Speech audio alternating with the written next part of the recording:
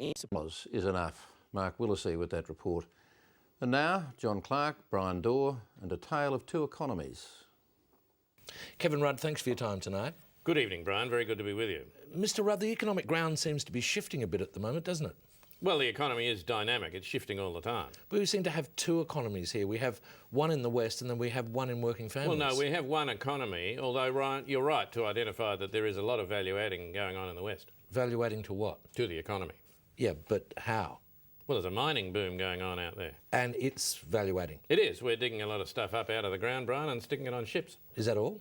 No, I'm simplifying that for your benefit. A lot of it goes on trains, Brian, and then it goes on ships. So we're value adding twice? Value adding twice. Good point. Some of this stuff's a luxury item by the time it gets to China. So that part of the economy is going well? Going like a German band out there, Brian. Yeah, and yet we have this pressure on working families. A lot of people are doing it tough in the mortgage belt, no mistake about that. And this is where the petrol price issue is. It's very big there, and of course food prices are also rising. And this is why you don't want another interest rate rise, obviously. Well, it's why we don't need one, Brian. Those increases in prices are taking a lot of the sting out of the economy.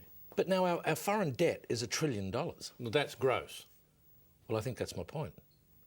No. What I mean by gross, Brian, is that is what we owe, but you've then got to subtract what the world owes us in order to get to our actual debt figure. And what is our actual debt position? About 19 billion. So we've got a foreign debt of $19 billion. Yeah, well, it sounds bigger than it is. Well, it sounds like $19 billion, Mr. Rudd. Yeah, but it's actually only $19 billion. Mr. Rudd, wouldn't it take pressure off working families if we reduce the cost of things that they need, like education, health, etc.? Yeah, very, very difficult to do that, Brian, without adding inflationary pressure into the economy. No, you wouldn't be adding to the price of anything, you'd just be making them better. Well, where would we get the money? Oh, come on, you've got a huge surplus, well, you know that. We need the surplus, Brian. What for? So we can say we've got a surplus.